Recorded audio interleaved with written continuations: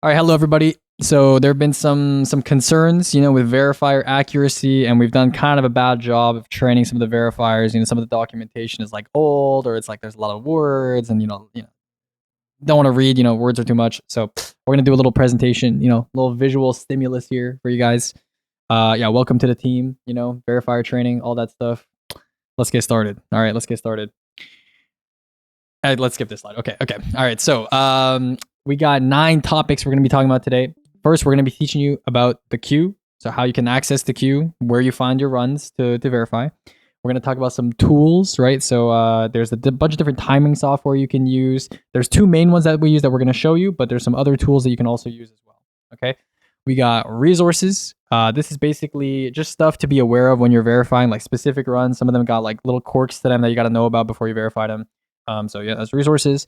We got start frame and end frame, start conditions, end conditions. So how you know exactly when to start the timer, when to end the timer.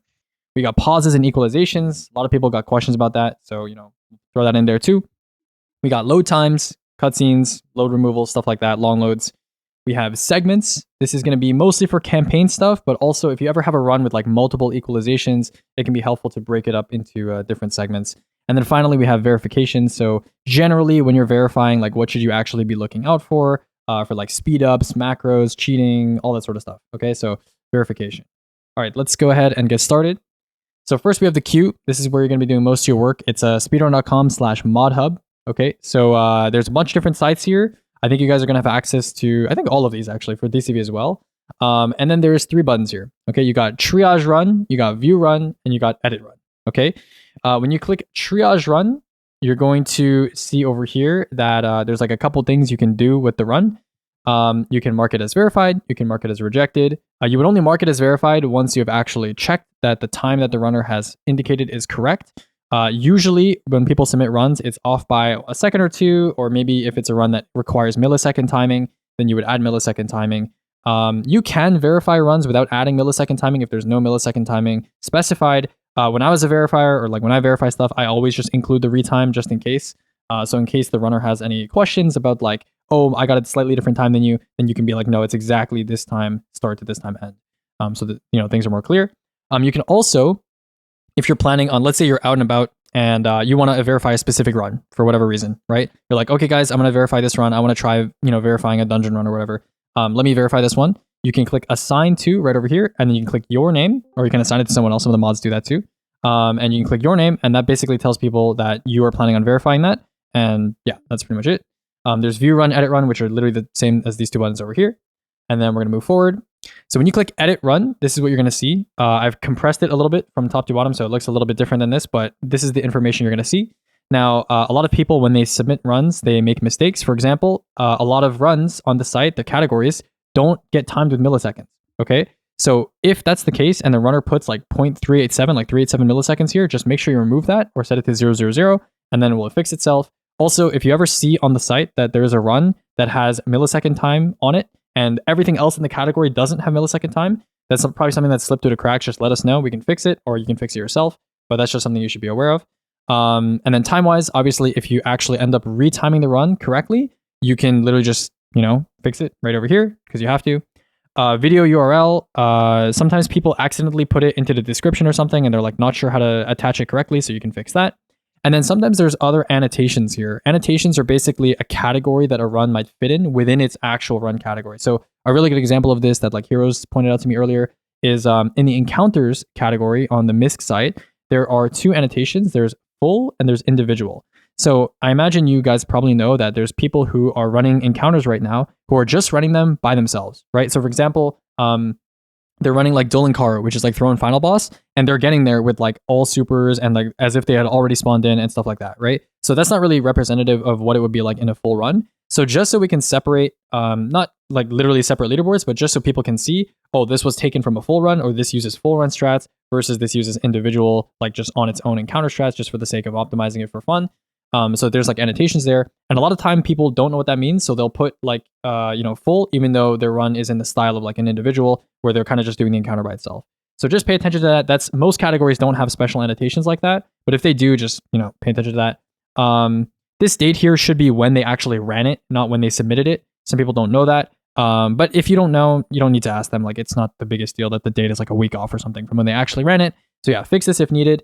And then when you're writing your verifier note, people have different styles. I personally just write verify note : read time to, and then the number with the milliseconds, even if it's not a millisecond category. Some other runners have like another format where they put the start and end frame. You can do that as well. Up to you. Also, if you have any notes, for example, if there was a run that was in contention of breaking a rule, sometimes, for example, like an IL, if someone runs it with an artifact mod and we determine that the artifact mod doesn't really affect the run, then we might say in the note that, yeah, we know that there was an artifact mod here, but we verified it at our discretion. So if there's any like special note with the timing that you want to meet clear, you can just talk about it in the description. That's another place for you to kind of leave a little note there. And then this automatically verify run is not going to be there for you. You just click update and then you click mark as verified on the triage page, which we showed you earlier, which was just over here. So you're just going to click verify. And then, yeah, that's it for the Okay, so tools. There are two main tools that we use for timing. I don't know what this is pronounced. Somewez. I don't know. It's a site, pretty cool. This presentation I'll send it to you guys and share it with you guys so you can. You don't need to memorize this link or anything. But yeah, this is the frame counter that we use generally as a site. And basically, what you do is you can put a YouTube link. I think Twitch links also work, even though they're a bit more annoying to scrub through. You can also download a run. So if it's like Bilibili run, I don't think it's supported by this player. But you can download it. There's like Bilibili to MP4 sites. You can use like Open Video Downloader. There's a bunch of software you can use to download Bilibili runs. But you can download it and you can also import local files into this site. Okay, so for example, this is a random vault that we got the other day. So I just put it in here as an example. You can put the video in. And then when you're scrubbing through the video, you can use the seek bar, obviously, to find the start of the run. And then when you're actually scrubbing, there's a bunch of different options here. There's frame advance, right? These are the ones you're going to be using the most because you're really trying to find the exact frame that the timer should start. And then obviously there's plus 1 second, minus 1 second, plus 1 minute, minus 1 minute. These are all just time controls. And then here you have set start and set end. So obviously set start is when the timer should start. And then you have set end, which is when the timer should end, right? Fairly obvious. And then here, just make sure the video, you put the correct FPS here. A lot of people forget that because we're going to be using video time here. You can also use frame time. They're going to be a little bit different. I personally prefer to use video time because a lot of the time when people record D2, there's some like small frame skips. And this just kind of, I don't know, they're pretty similar. You'll see that they're usually like 1 frame off or something like that. This is just in case there's like any frame skipping or like there's keyframing issues at like the start or the end of the video. Basically, you could just use video time and it should be pretty accurate. Okay. And then, but just make sure if you're going to use video time that you put the correct FPS into this top field here. Some people will submit with 30. Some people will submit with 60. I know Sayun records in like 42 FPS or something crazy. I don't know. Just, yeah, put the correct FPS here. That's pretty much it. Okay. So that's the frame counter. Next we have SM Player. SM Player, it's like an actual video player like software. Some people prefer this if you want to use not like a website and you want to use like an actual software suite. If you do want to use this, I would recommend Cobra has like an installation guide with like all these different settings you can put on to make it more optimal for timing. I know most people opt to use the site now because the site is pretty accurate and it's pretty chill.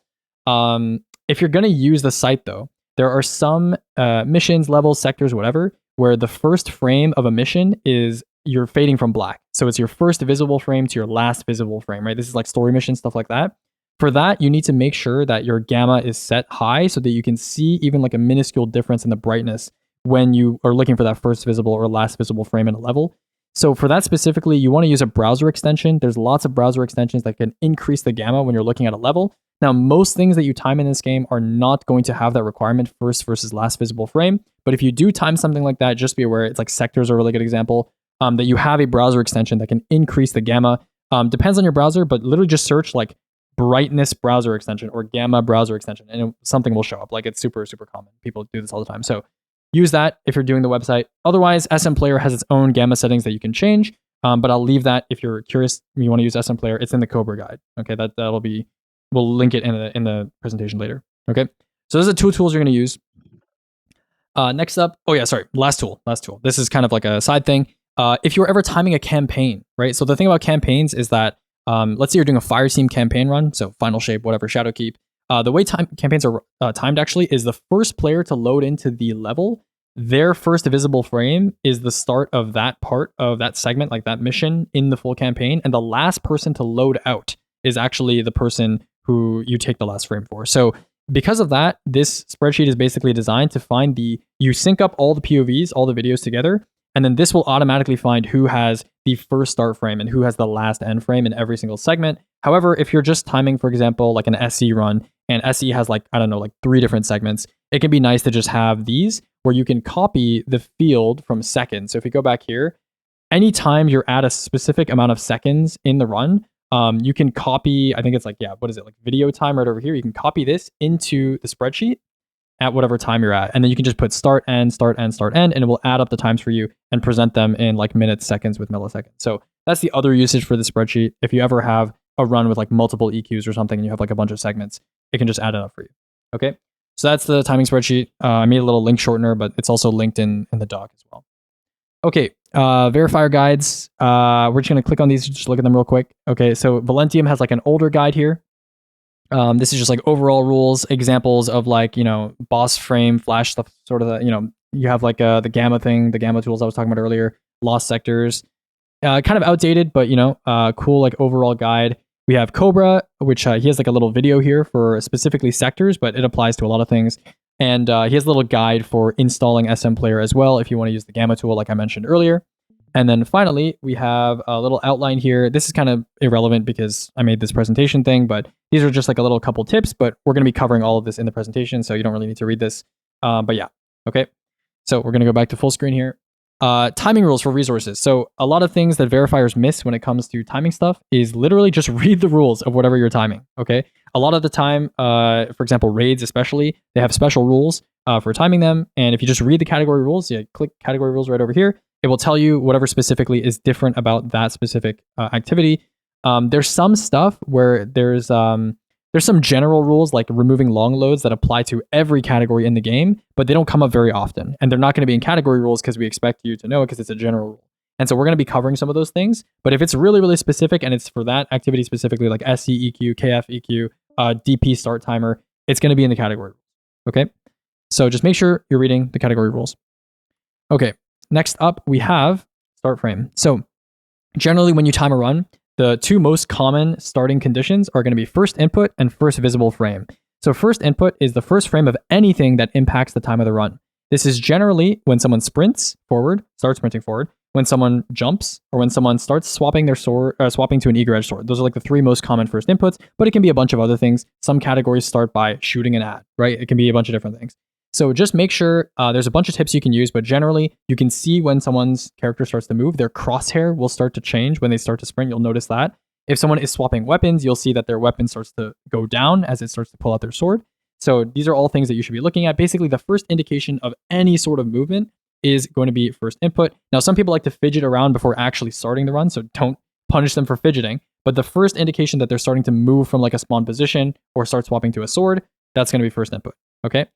Next is first visible frame. So we talked about this before. This is where you have to set your gamma pretty high because if it's fading from black and a level is already pretty dark, you may need to increase the brightness a lot, and then everything's going to look splotchy and like super weird, like infrared like this. But it'll help you identify when the level first becomes visible. At that point, it's literally just the first time everything is not black, right? Pretty obvious. Encounters are a little special. Encounters, if you go to encounters, which is in the Destiny 2 MISC page, you go to game rules, you go to category rules, you'll see that there are a couple conditions that will tell you what means an encounter started. Encounters, you're basically looking for any indication that the encounter has become active, right? So the biggest confusion here for some verifiers is that a lot of encounters, they're not darkness zones. And then when you shoot a boss or you start the encounter, the ghost appears, it becomes a darkness zone, right? So that's pretty obvious. But there are a lot of, for example, recent raids or maybe dungeons, like for example, Phalanx Echo is one that came up recently, where it is a darkness zone already before you actually start the encounter. So then you have to rely on some other things. You can rely on the boss health bar appearing, or like the first pixel of the boss's health bar scrolling from left to right, or their name appearing, okay? So there's a bunch of other things you can use. Some encounters we've actually dictated. The second a line appears in the bottom left, like an announcement line in the bottom left, that's when the encounter starts. So check the category rules. I recently, in the last couple months, went through every single raid and dungeon encounter and made sure that the start and end conditions kind of make sense. But if you ever get a question from a runner and they're like, why does this work the way it is? Kind of stupid. Let us know and we'll try to change it.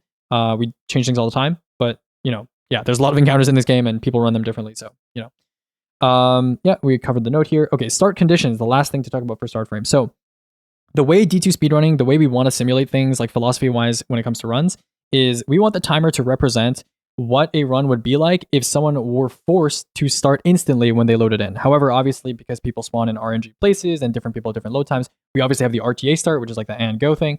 But imagine if you had to immediately start upon load in, you wouldn't have maybe parasite stacks. You wouldn't have a well. You wouldn't have maybe an extra charge of your grenade or something like that, right?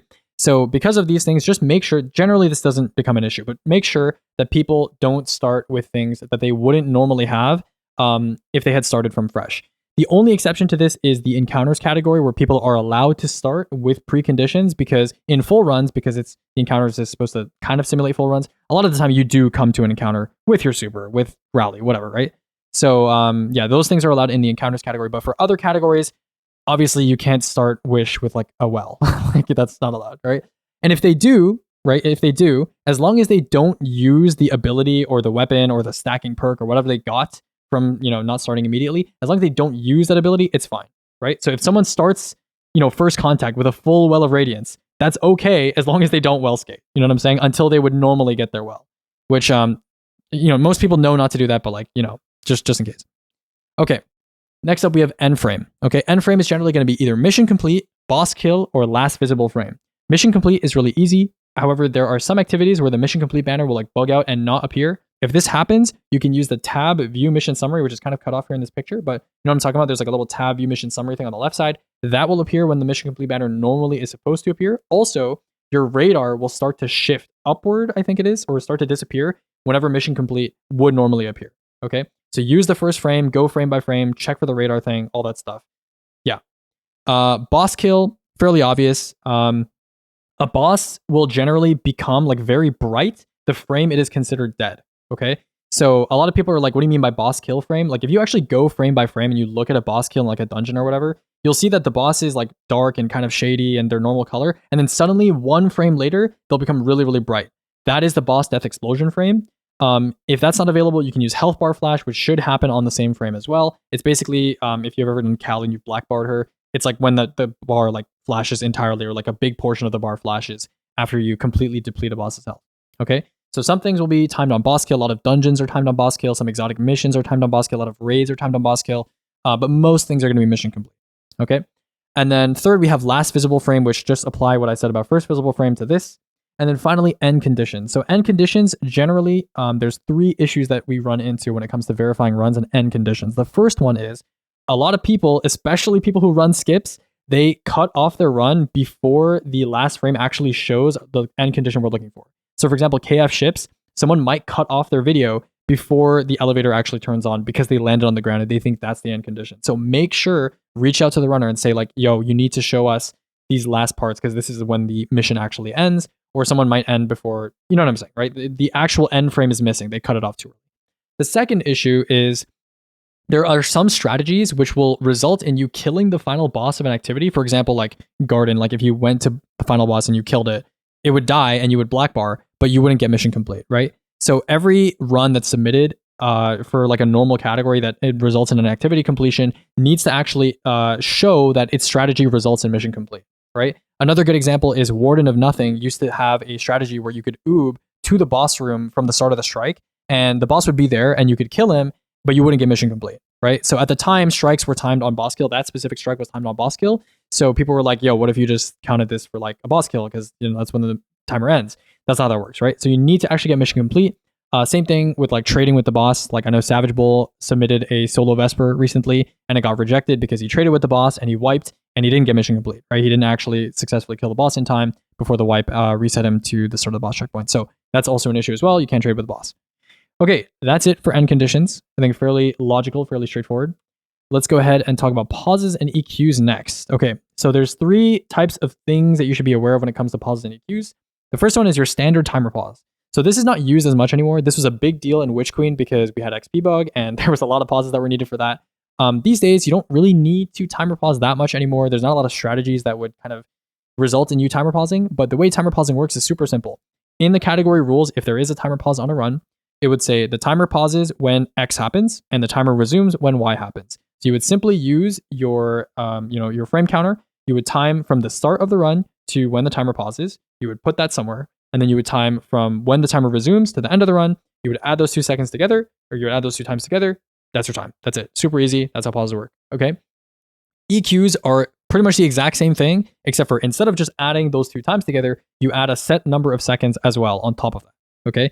The reason why equalizations are in this game or we made them to begin with, I guess, is obviously when you rejoining is a big part of strats in D2, especially in raids and dungeons. When you rejoin, especially this season, loads are very variable, right? Console people especially have very, very long loads. And so in order to keep things fair between all the different teams, we wanted we wanted some sort of site rule that made it so that you didn't just timer pause, because obviously then you could have one guy do transition, you would pause, 5 people rejoin, resume, and then you only have to have one guy do transition, which doesn't really make sense, right? So we want, like I said earlier, for runs to kind of be the same as if you would run them API, but with RTA strats, right? So if everyone had perfect hardware and the servers were perfect and the rejoins were perfect every single time, what would the time of the run look like? That's what we want to simulate, right? So with rejoin EQs, basically how it works is everybody leaves, right? So I'll give you an example. Like SE EQ right now, it's timed at a certain point in the Herald encounter, right? So once a certain condition is met, a bunch of people leave. You would stop the timer there, quote unquote, stop the timer there. And then the first input of any rejoining player, that's when the timer resumes. So you would have segment 1, you would have segment 2, and then we'd equalize the rejoin to be maybe 52 seconds. That's a common number for a 5-man rejoin, right? So 52 seconds, you would add that to the time, and that would make it so that the rejoin portion of the activity that players can't really control, that's, load variance, we set that to 52 seconds for everyone. And the number, that 52-second number that we get, is dependent on the activity. Players will come to us and they'll be like, yo, we want to do a rejoin strat here, but our loads are super slow or super random because the servers are shit right now. Can you give us an equalization? And they would send us a clip of their fastest equalization or their fastest rejoin that they were able to get. And then that would become the rejoin equalization. So for a lot of runs, that's like 52, 53 seconds for a full rejoin. For less people, it can be like 30, 35 seconds. It depends. But all this information, again, will be in the category rules. Okay. And then finally, we have wipe equalization. So this was also another issue with some verifiers in the past. If there's a wipe screen equalization in a run, it's not going to be in the category rules because this is just assumed as a general rule. So whenever there's a wipe screen in any activity, right, whether it's intended or not, whether it's part of the strat or not, wipe screens in raids are set to 17 seconds and wipe screens in dungeons are set to 7 seconds. And I say dungeons, but also in story missions and stuff like that, they're also 7 seconds. So raids, 17, everything else, 7. And all you need to do is it doesn't start when the timer appears with like the lock and the 5, 4, 3, 2, 1 ticking down. It's whenever the whole screen goes dark. The first frame, the whole screen goes dark with your light fades away or whatever until the first visible frame. That is all going to be set to 17 seconds. So all you need to do is, again, segment 1 until your light fades away. Segment 2 from first visible frame to the end of the activity. Take those 2 segments. You add in 17 seconds if it's a raid, 7 seconds else otherwise. Okay, so that's how wipe screen equalizations work. Just make sure there's not many activities in raids and dungeons that intentionally use a wipe these days. But for the few that there are, I think it's just dungeons right now. And I think it's like Dire or something. I don't know. It's one, maybe Vesper. I think Hero said it was Vesper. But yeah, if there is, there you go. So if there is a wipe in an activity, just be aware that you are responsible for equalizing it so that it is the same. Because I'm sure some console players have like egregiously long wipe screen times. So yeah, that is why we added that. Okay, removing loads. So this one is fairly simple, right? Load times are removed from Destiny 2 speedruns in any and all forms. We don't have any raids with cutscenes anymore besides like at the start. There's no like levy cutscene anymore, so this is not applicable to raids and dungeons. But for stuff like story missions where there's cutscenes and black screens, you just remove literally everywhere that the level is not visible. So from last visible frame before the cutscene to first visible frame after the cutscene, you just chop that time out, okay? So whether it's full game, whether it's a specific mission, you get rid of that. And then also, if players are ever trapped in a long load, which I'm sure you've seen this, you hit a load zone, you get the loading text, you can't move your screen. Specifically for solo runs, for fireteam runs, we can't really get rid of this because it's, people could do stuff and progress the mission while somebody is in the long load, and then, it's kind of complicated, right? But if it's a solo run, if someone gets stuck in a long load, from the first frame of their character being frozen, which is usually when the loading text appears, to the last frame of their character being frozen. So when their character starts to move again, you remove that time. Okay, you remove that time. There's like only a couple levels where this is relevant, but if you see it, okay? Also, the loading text is not necessarily like the best indicator for this. Like sometimes you'll freeze before the loading text appears, and sometimes you'll unfreeze after the loading text disappears. So just use their character's movement. It doesn't need to be super precise. Sometimes these are kind of annoying. You don't know exactly when it's their camera moving versus their character moving, but try your best. Okay, try your best. Okay, so that is it for removing loads.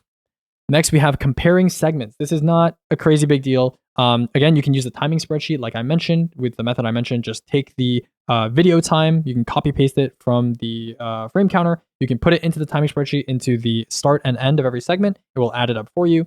Campaigns, like I mentioned earlier, right? They are measured from the first visible frame of the first player to load in to the last visible frame of the last player to load out or get a black screen / end condition. A lot of the time, a strat used in Fireteam ILs is you'll have 3 people at the end of an activity and 2 people will leave early so that one person is guaranteed to have the last visible frame, and you might not have like one person who gets like a longer loadout than the rest. So that might be something that you end up seeing. If that's the case, obviously you would just time off of the last person who stays in the activity and gets that black screen. Okay. Campaigns, we rarely ever get submissions. It's like maybe once a season someone decides to run a campaign, but I think Quate's running Renegades, but he's running solo, so you don't need to worry about multiple players. But Fireteam campaigns are definitely the hardest and most annoying thing to time in this game. Yeah, for sure. So good luck if you have one of those. I think someone submitted like a Final Shape Duo, I think that we were looking at earlier, but very rare. People generally don't submit them. Okay, that is it for segments. And then finally, verification. Ignore these icons. They're default icons. Okay, so when you're actually verifying runs, what should you be thinking about, right? What should you be thinking about? Generally, when you're verifying runs, it's pretty chill, right? It's pretty chill. Most people are not like doing weird shit in their runs, but I will just point out a couple of unicorns that you might find while you're like verifying runs. So first is artifact mods, volatile mods, tech bans. So artifact mods are allowed in every category except traditional ILs. So traditional ILs are going to be basically stuff where the times are so tight or they're so movement intensive that even a small change, for example, like a champion mod being allowed in the activity would make it a lot more runnable one season and a lot less runnable another season. So artifact mods are allowed in every category except traditional ILs, which is going to be non-portal exotic missions. So for example, Portal Whisper, you're allowed to use artifact mods. Non-Portal Whisper, you're not. Okay. Strikes, levels. For volatile mods and tech bans, we tend to post updates in the updates channel. We're going to try to update the site a little bit more, but if you look in the updates channel, you'll see basically the status of what's not allowed, what's allowed. Generally speaking, volatile mods are allowed, except Killshot this season for like Vogue and Ron. And then tech bans, like contra chunking is allowed, so we talked about that. But stuff like, shatter shafts when that was in the game, that's not allowed. Okay, so if you're looking for updates to that, you'll know because like most runners are hounding us all the time and looking at updates all the time for that. But if you don't know, it should be in the updates channel. Okay. Pauses and EQs, just make sure you check the category rules. That's it. If we're missing something and it's not your mistake, but just check the category rules, make sure that you've looked. If there's anything specific, just make sure you take care of it. Load removal, again, we kind of talked about this, so I'm not going to go into it too much. Start condition, yeah, just make sure that, oh yeah, this is kind of interesting. Sometimes you might have multiple runners submit a run, and the actual POV of the person that has the first input is going to be missing. So generally, to remove latency, we want to have the POV that does the actual first input, because obviously, if you move on your screen, you're going to move slightly later on somebody else's screen, right? So the timing will be like a little bit inaccurate if we time off of someone else's POV watching your first input. So we try to ask runners to give us first input POV. We don't require it, but if a first input POV is missing, like somebody skates and the other 2 people are just like hanging back and that person skates, that person's POV is missing, you can ask the runners to give you the first input POV if they have it, okay? If they don't, it's not the end of the world, but we try to ask for it, okay? And then also another one that I didn't mention for starting conditions, make sure runners are not affecting the run environment ahead of time. So a really, really good example of this is Gauss 1-2, okay? Gauss 1-2, if you flawless skip into that load and you preload the area and then you go backward, when you flawless skip, you'll spawn in instantly, right? So that's not how it's done in a full run. And that's also not what we want people to do in that specific category. So make sure runners are not hitting CPs ahead of time. They're not preloading assets ahead of time. Make sure it's like actually fresh, okay? If you need a reference, you can watch other runs in that category. End condition, just make sure the activity actually meets the completion, just make sure the mission complete and that the last frame is actually in the POV and not cut off early. Cheating and trolling. If you have any suspicion that somebody is like using a macro or they're potentially like limiting something to delay asset loads, like that was a concern with like a skip at some point in Gauss or something. We haven't had this yet, but there is the off chance that someone submits a run and they speed up their run by like 1%. Okay. Very hard to detect. But if you ever suspect that somebody is doing that or speeding up their run in any form, you can let us know. And we have some, tools in place to kind of look for that. But yeah, or any other form of band assistance, let us know and we'll take a look at it. Trolling doesn't happen too much anymore, but if somebody is submitting a run to you and they cover the screen with like GIFs, and it's just completely unwatchable, right? Like obviously I know people have like little cats on their screen or whatever, that's fine, right? But if someone legit, like, they post a run, it has like ear rape music, and it's completely unwatchable, 120p. This has happened before. You have the right to reject the run. You have the right to reject the run, or you can talk to us, and we'll handle it. Okay. And then finally, banned accounts, new kind of policy, right? There is a channel that I think you should be able to see right now. It's called The Ledger. It's in the moderation section. That just contains a list of everybody who might be appealing a ban soon, or was banned recently, or might actually try to submit to SRC on a banned account. So if you're curious if someone is banned or not, you can check there. And if they're banned, reject their run until they get unbanned. If someone tries to submit a run from when they were banned and then they got unbanned, that's fine. But if they're currently banned, you have to reject the run. Okay. So yeah, that is it for verification. That's pretty much it. I'll show you guys how to use the tool for like a really simple, straightforward verification, and then I'll let you go. Okay, because I've been talking for a while. So let's go ahead and look over here. All right, we have Destiny 2 Misk. We have Trash Can over here. We have his run, so we can click on it. We can just control left click here to copy the URL from his run. We're going to plug it into here, video URL, and then you can play. Also, something I found with this player is that if you use the YouTube player controls, like you press play, it tends to lag a lot. So try to use this button. I don't know why, but like this button is like better. Okay, so we're gonna go to the start of the run, and then you're just looking for when his what is it called, Gizmo starts to move. Okay, so he's gonna stow it like right over here. So right here, we're gonna wait. Right here. Okay, so you see that little twitch, like his GL starts to move down. You move advance 1. That's the start of the run. Okay, so I'm gonna play it.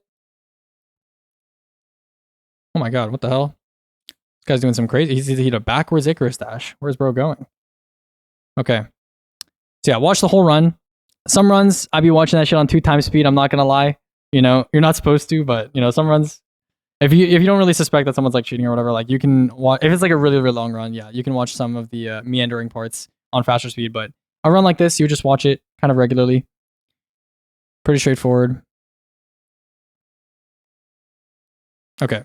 And then here, KF end condition is, I don't know if we changed it actually. I don't know if we changed it. Let me take a look here. Let's go to this run, KF ships, go to category rules. Timer ends when the player activates the elevator. So first frame of particles appearing. Okay, so that's good. A lot of these skips, they're very like frame specific for the end condition. So we have a little tool here. This means no, run hasn't ended. This means yes, run has ended. Yeah, you can kind of see the particles, I guess, at the elevator. Yeah, there you go. So right there, there's like a particle at the elevator turning on, whereas here, not there. So let's go ahead and take a look for that here. This is gonna be kind of hard. KF end is like definitely difficult. I mean, it looks like the elevator is kind of already turned on. Actually, I'm not sure. Let's see. Okay, there we go. So you can see the elevator start to turn on here. So let's take a look here. It looks like this is mostly flat terrain. We go forward 1 frame. There's nothing changed. Nothing changed. Okay, you see that? That little white speck there? And it grows into the particles of the elevator turning on. So there you go. So for the rest of here, yeah, flat. There's a little speck there. And that's the end. Okay. Oh yeah, I low-key put a box around here. You're supposed to be looking at this side. My bad. Yeah, so you're supposed to be using video time from here. Yeah, 34.1. There you go. So now we would go to his run. You would edit it. 34.083. We just put 100. And then you go over here, verifier note, retimed to 34.1. I put a 00 here to indicate that it's not like a 101 or anything like that. And yeah, that should be it. Normally you guys don't have this, but mods have this, but you can just click update. Normally what you guys would do is you wouldn't do that. You would just click update and then you would go back to the run in the queue and then just click like mark as verified. Okay. That's it. Okay. That's how you verify runs. Pretty tough. I know. Anybody have any questions? Who am I to question the intent of speedrun? Oh, yes. Like that's a good question. That's actually a good question. Like, say like 2 players who have never submitted anything run a duo throne on like questionable characters. Who am I to say that they're trolling? Okay, so that's actually a really good question. You might think that there are like fringe cases for this, as like a border case where you're like, I'm not really sure. Most of the time, it's like super obvious when someone is trolling, right? Like you got Xeno like running like, I don't know, Titan Goss or something. Like, he's not trying. He's not trying. And like, people are making horrible loadout choices, or they're like on controller when they're normally keyboard players. Like I think Xeno submitted like a first contact run where he was on controller and just like skating into walls. Like, yeah, like obviously that's a troll run, right? So if it's a new player, right, you can reach out and ask them, just be nice, be like, yo, is this like your first run? I'm happy to see this, just like you check in on them. If they seem like a genuine person, sure. But for the most part, like It's really rare. It's really rare that you run into cases that are on the border. You can ask us again if you have any questions about verification. You can ask us.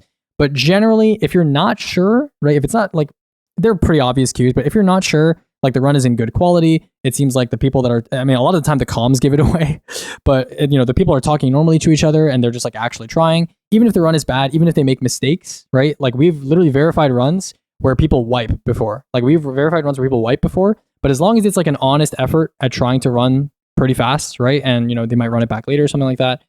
It's fine. It's fine. We're not here to diminish the the growth or like the attempts at starting to learn how to speedrun.